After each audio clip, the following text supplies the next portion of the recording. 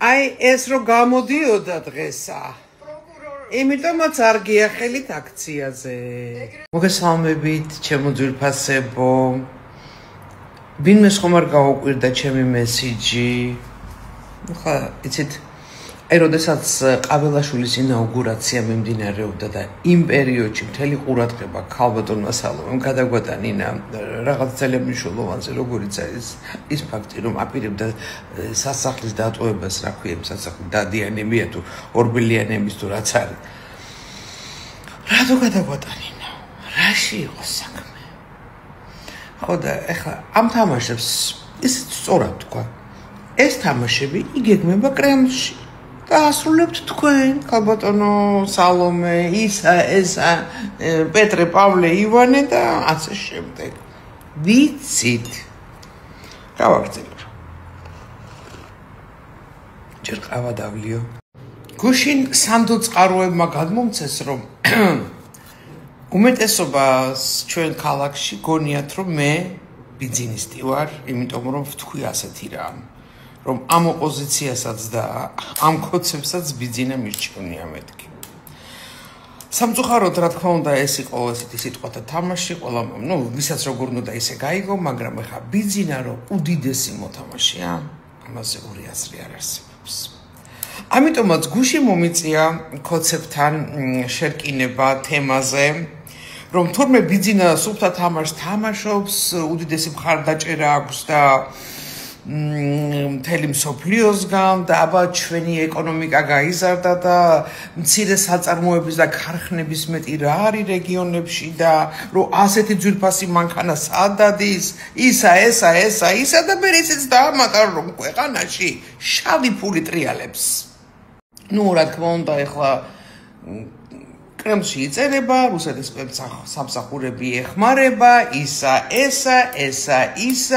მიბმული არის პუტინზე, პუტინი 2030 წლამდე იქნება, სანამდე იქნება პუტინი, იქნება ბიძინაც, ჩემო ბატონო, და მთელი ეს განხილვები გქონდა, მე იმ ჩემმა მეგობარმა თქვა, რომ იცით ჩინური ბანკები ძალიან მჭირდება, იმიტომ რომ პროცენტები დაიწევა და ჩვენ ვიცით რა პროცენტებითაც მუშაობენ ჩვენი საბანკო სისტემა, მაგრამ საქმე იმაშია, რომ ტრამპი და მისი ადმინისტრაცია გლობალურად ებრძვის ჩინეთს. ხა არ მინდა რაღაც მართლა აბონი კი არა ვარ ციციაშვილო რომ იქ ამას აკეთებს თურქეთში ამას აკეთებს სირიაში ამას აკეთებს იმაში და არ მინდა ხა ამების ჩამოთვლა ყველაფერი ძალიან კარგად ვიცით მაგრამ მინდა გავიხსენო ერთი ვიდეო ხო რა ვქნათ ახლა გენაცვალე ტრამპი კი თამაშობს და შეუძლია სუფეხებზე დაიკიდოს რას ამობენ მასზე მაგრამ მისი ცოტა ფსიქოტიპი არ ვიცით ძალიან ეგო დამოკიდებული არის და ის რომ გაუჩერეს პროექტი, ის რომ გამოაგდეს ანაკლიდან თავის სტივენ ვიტკოფთან ერთად ეს ამას არ გვაპატიებს, არ გაპატიებთ თუ გაცრავად თქვენ. ამიტომ უნდა დაველოდოთ მოვლენების განვითარებას და იმიტომ ვამბობ რომ ბიჭო აქეთ ეს კაცი ტრამპი აქეთ ეძახეთ გუშინ 1-2 კინკილა ამერიკის დროშა ვნახე აქციაზე. საქართველოს არ გაუტარებს, უბრალოდ ბიძინა ივანიშვილს არ გაუტარებს ტრამპი მის გინებას, მის ბიზნესების ახევას და ასე შემდეგ. საიდან მაქვს ინფორმაცია? მაქვს კონტაქტი ამერიკაში, არ დაგიმალავთ, ოღონდ არა ამერიკის სახელმწიფოსთან, სამწუხაროდ არა მაქვს, მაგრამ იქნება ამ მესიჯების მერე დამიკავშირდეთ.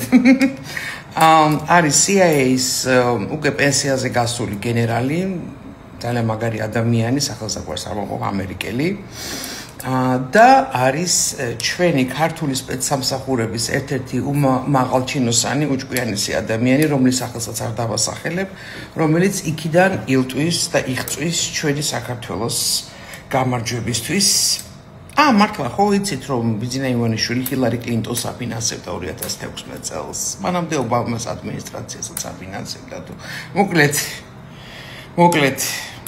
მოკლედ ჩემო ძვირფასებო ყველაფერი ძალიან კარგად იქნება არ ინერვიულოთ და აი ამ თამაშებს შვიდადაც ყნარად შეხედეთ და ბოლო სიტყვა, კომპანია BlackRock-ი, რომელიც ვითომ 70% ფლობს ანაკლის სპორტს, კომპანია BlackRock-ი არის Deep State-ის ყველაზე ჩამპალი და ყველაზე უძლიერესი კომპანია, რომელთანაც ბრძოლა დაანონსა ტრამპმა ჯერ კიდევ თავის წინა საარჩევნო პერიოდში, ამას აგრძელებს და დედას მოუტყნავს.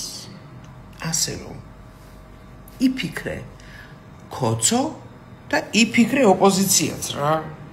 მაგრამ თქვენ რა უნდა იფიქროთ? არაფრის ტრაკი აღარ გაქვთ, იმიტომ რომ ყველანი გაყიდულები ხართ, ბლად. მეგობრებო, სად შემიძლია ყოველდღე დავდო აბონციციაში რუბრიკები? კვირაში ერთხელ რომ დავდო, მაგაზეც მადლობა მითხარით. მე ვიყლებ. ეშრომა, კამპუს ამაში არავინ არ მიხდის. და შენ კიდე გეუბნები, ვისაც გონია რომ ბიზნესი გავხდი და კოცი გავხდი, ხო? მე ამ ბინას არ გავყიდიდი, ტაქსებით არ ვივლიდი, გესმის? და შენსავით, ბლადზე, თვეში 5 ჯერ პაესტკებში ვიშოპინგებდი და ხათუნა ფრომიტელის გამოვაწერინებდი ხოლმე შმოდკებს ყოველ მესამე დღეს მაგის დედაც. ხათუნა ნახე რა რეკლამა გაგიკეთე.